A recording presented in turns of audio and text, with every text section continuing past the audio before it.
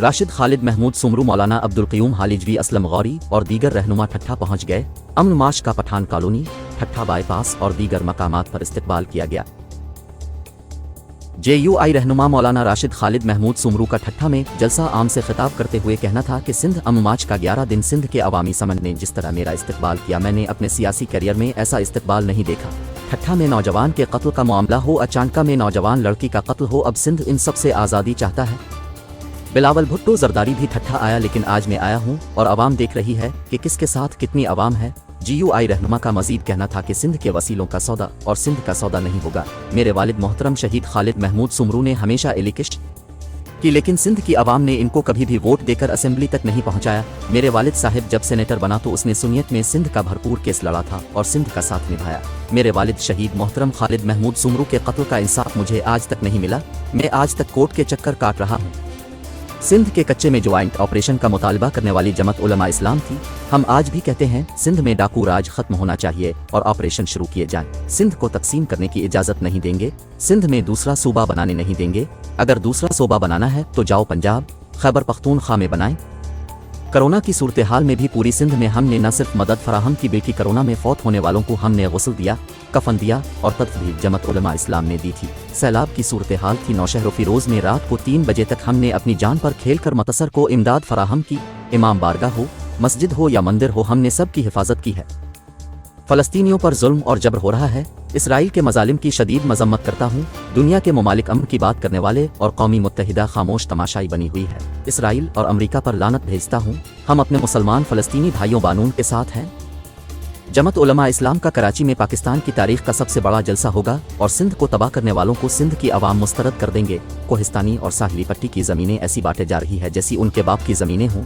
मैं इस अमल को मुस्तरद करता हूँ। जमेत में सैकड़ों ज़मीनें गैरकानी फैक्ट्रियों के नाम पर बांटी जा रही हैं। ठट्ठा की झम्पीर विंड पावर की जो बिजली पैदा हो रही है वो पंजाब को जा रही है, लेकिन यहाँ मकामी लोगों को नहीं दी जा रही। ठट्ठा की किंझर झील से कराची को पानी जा रहा है, लेकिन आज भी ठट्ठा सिटी में पानी का बहरान है। दरिया का पानी समंदर में न गिरने की वजह से समंदर का पानी ऊपर आ रहा है और समंदर ठट्ठा की हजारों एकड़ जमीनें खा रहा है। ठट्ठा की सरकारी अस्पताल में इलाज नहीं, सफाई नहीं, दवाया नहीं, बजट खर्च कहाँ हो रहा है। 4 अरब महकमा तालीम की बजट है। ठट्ठा के स्कूल, कॉलेज, यूनिवर्सिटीज़ में कोई सहूलत मौजूद नहीं। स्कूल ज़बूं हाली का शिकार है। बच्चों को किताबें और ड्रेस तक नहीं मिलती। सजावल से ठट्ठा आते हुए जगह जगह गंदगी थी। करोड़ों रुपया बजट कहाँ खर्च हो रही है। एक तरफ कच्चे के डाकों को सिंध के हुक्मरान सहूलतकार हथियार दे रहे हैं तो दूसरी तरफ सिंध के डाकू हुक्मरानों को सिंध की आवाम बेनजीर इनकम सपोर्ट के पैसों के इवज वोट दे रहे। सिंध में रहने वाले गैर मुल्की गैर कानी मकीनों को फौरी तौर पर सिंध से निकाला जाए। जुल्म और जबर की राजधानी फ़लस्तीन में हो रही है। इसराइल है, बम पे बम गिरा रहा है, मार रहा है। और कल मैंने ट्विटर पर एक तस्वीर देखी, खुदा की कसम मैं न देख सका। बम लगा है एक घर पे, बच्चे उड़ गए हैं खानदान। एक माँ अपने बेटे के सर की सिर्फ ऊपर की खोपड़ी हाथ में लेके खड़ी, बस कुछ भी नहीं, चेहरा भी नहीं, माँ के नहीं। खुदा की कसम एक मासूम बच्चे की तस्वीर ट्विटर पर मैंने देखी, सिर्फ दिमाग बाहर पड़ा। और दुनिया के ममालिक अमन की बात करने वाले, इंसानी हुकूक की बात करने वाले गूंगे शैतान बने हुए हैं। मैं लानत करता हूँ इसराइल पर, मैं लानत करता हूँ अमेरिका पर, मैं लानत करता हूँ इसराइल के हामियों पर और मुस्लिम उम्मत के हुक्मरानों से मुतालबा करता हूँ खड़े हो जाओ। सवा अरब मुसलमानों की गैरत का मसला है, इस्लाम का मसला है, ईमान का मसला है, किबला अब्बा का मसला है। रब्बे मोहम्मद की कसम सरों से कफन बांध कर मैदान में नारा तकबीर, इसराइल